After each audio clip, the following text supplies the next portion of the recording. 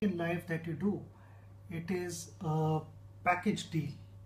So in my life, let me tell you, first of all, I was a very, very naughty kid who loved playing sport, and cricket was the ultimate thing for me. And when India won the World Cup in 1983, I wanted to lift that trophy one day. I was watching that live, and I didn't understand the significance of having won the World Cup, because everyone was dancing and celebrating, jumping around me. I also joined that gang and started celebrating, not knowing how big, the achievement was. And one thing which stayed with me was that beautiful trophy, in Kapil Dev's hands. Though that beautiful trophy looked fabulous, and that sight of Indian cricket team celebrating in the balcony of Lords stayed with me, and I wanted to do the same thing, and that's how my journey started. Then I went to Shivaji Park. My brother Ajit took me to Achrekar sir, and various things happened. First, of course, when I went there, I was so tense and nervous. I was not able to connect the ball at all, and my coach quietly told my brother, और 6-8 महीना जाने दो, बाद में we will see. There is still some time to go. And he requested my coach, just उसको 10 minute देना और आप प्लीज नेट के पीछे मत खड़े रहिएगा. He is tense right now, but I know for sure that he can bat a bit. And my brother, having played cricket, he understood. He had spotted that spark in me. So luckily, Achrekar sir went aside, and I was able to enjoy cricket without being tense. And I struck few good shots. After that, started my school tournament, and Harry Shield and Gail Shield, I started scoring runs. No access to all these fancy gadgets now. Today we have all these smartphones all the time around us. They've become our, constant companion now. But those days, we didn't have access to all those things. So today, if somebody has to find out, okay, what are the tournaments coming up in the next 3 months or 4 months? Literally within a couple of minutes, you'll be able to find out everything on your phone. I had no idea about that. I went out to play and enjoy cricket, and I wanted to live in that moment. I would say, it allowed me to live in that moment. And for anything in life, you got to plan, you got to prepare yourself, but eventually when you go out to perform and it's time to deliver, you got to live in that moment. Somewhere it happened to me. I stayed in that moment. Every time I would ask my brother, "Ki aata ka hai next?" So he would say, "Okay, next match you have to go out and score runs. Then maybe they might consider you for under 15 Mumbai. If you get runs there, you might go to under 17, under 19, so on and so forth." But I had no clue about the tournaments played around. I just kept going match by match, and I wanted to better my performance match by match. Everything happened rather quickly in my life. I think when I was in 9th standard, I was part of the Mumbai Ranji Trophy team, where Dilip Vinsarkar was the captain, and at that time he was the captain of Indian team also. And the first season, I got to play with all these stalwarts, and I was the highest run getter for Mumbai team that season. So that gave me a lot of confidence. I felt that yes, I belong here, and I've rightfully earned my spot there in the team. It is always a special feeling when you've got these stalwarts around you and you end up performing better than the most of your colleagues, and they encourage you, they appreciate your performance. I thought that was the best tonic for me, to go out and work harder. I continued doing that, and then suddenly there were talks about, oh, would Sachin be picked to play for India? And that time Mr. Raj Singh Dungarpur, who was the chairman of the selection committee that time, he came and he told me that you will not be going to West Indies. you focus on your SSC exams, and then you focus on the next season, and we'll see, that day is not too far off. If you continue to play the way you have played last season, that day is not far off. And then I scored another 100 on my Irani Trophy debut. I got selected for India. I went to Pakistan. Pakistan was indeed a big tour for me. For anyone, but sometimes it helps to be 16. You know, I had no clue what I was getting into. I did not have any idea the kind of bowling attack I was going to face. You know, I was just treating that like another Ranji Trophy match. But the moment I went there, I realized I played few overs there, and I realized, oh, this is rather difficult.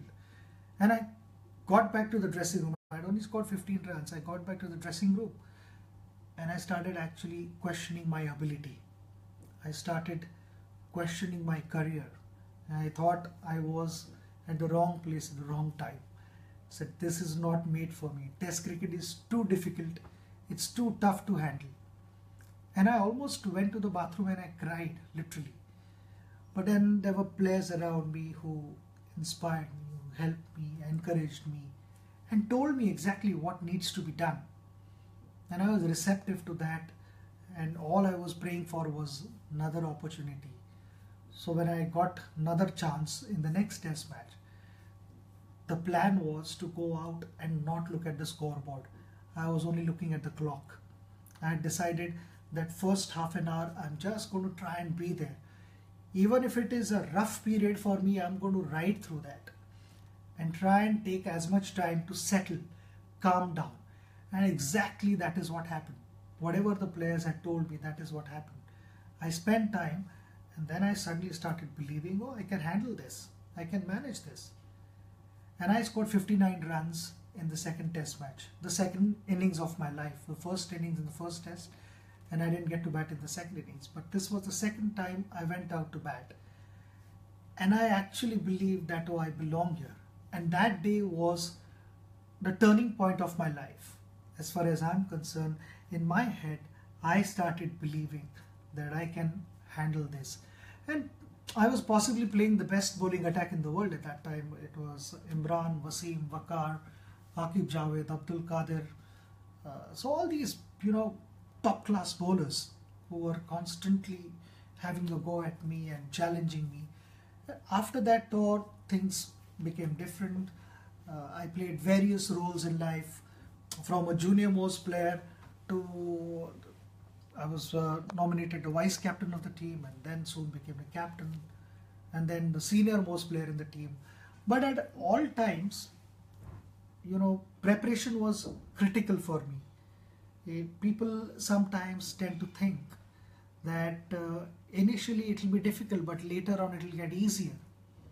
In fact, later on it might get tougher and tougher, because along with your performances, people start expecting more and more from you. And being at the top doesn't happen on its own. It requires commitment, it requires discipline, dedication, willingness to work harder than the rest of the guys around you. When all these things get together, that is when there is one seat at the top, which everyone is fighting for. And you get there, but it's not a permanent spot. If you need to stay there, you need to prepare yourself to work harder than the rest. And I enjoyed. I never looked at it, I never looked at the clock. When we were playing, when we were practicing, it was all about what my heart said and not what my brain said. It was not about impressing someone. It was more about satisfying my hunger, because I was hungry. I wanted to be on the ground. However many hours I spent there, they were not enough for me. There were occasions where my coach literally had to drag me out of the net and say, now we can barely see each other. Forget about seeing the ball, but we can barely see each other. You got to go home. But I enjoyed doing that. Nobody forced me. And that is what I would tell all of you, that anything that you want to be in life, you need not be just cricketer. I'm a cricketer, but I'm a sportsman. You play any sport, you got to remember that there are no shortcuts. And please don't take shortcuts. If anyone encourages you, please don't take shortcuts. Because in sports, what happens? You are out in front of the whole world. You are out in the middle. 30, 40,000 people watching you all the time, and everything is covered live. You're going to get exposed there. There is no place to hide there. So rather embrace all those challenges and prepare yourself for that.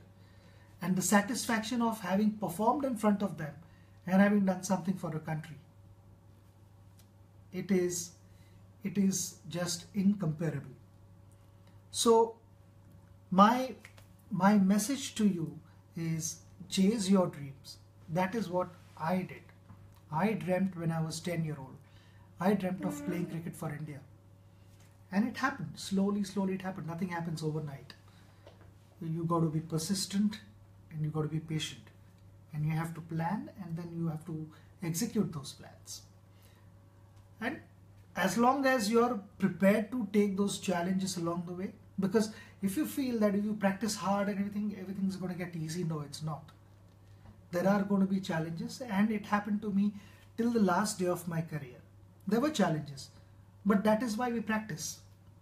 We practice so that we could face all those challenges. And I'm so sure that you guys are going to go out, practice, and give your best at all times. There is no greater honor than representing the nation. When I got my India cap, that was the greatest feeling of my life. The only thing that topped that feeling was lifting the World Cup for India. I'm sure you guys are going to try your best and push hard, because you need to aspire to be something special in life. That is really, really important. Set tough targets for yourself. Don't settle for something which is achievable easily. You need to really work hard for it to be able to achieve certain things in life. And when you are able to get there, the whole country is proud of you. And I'm sure you'll do that. I don't want to keep giving you a lecture, but this was my message to you. All the very best.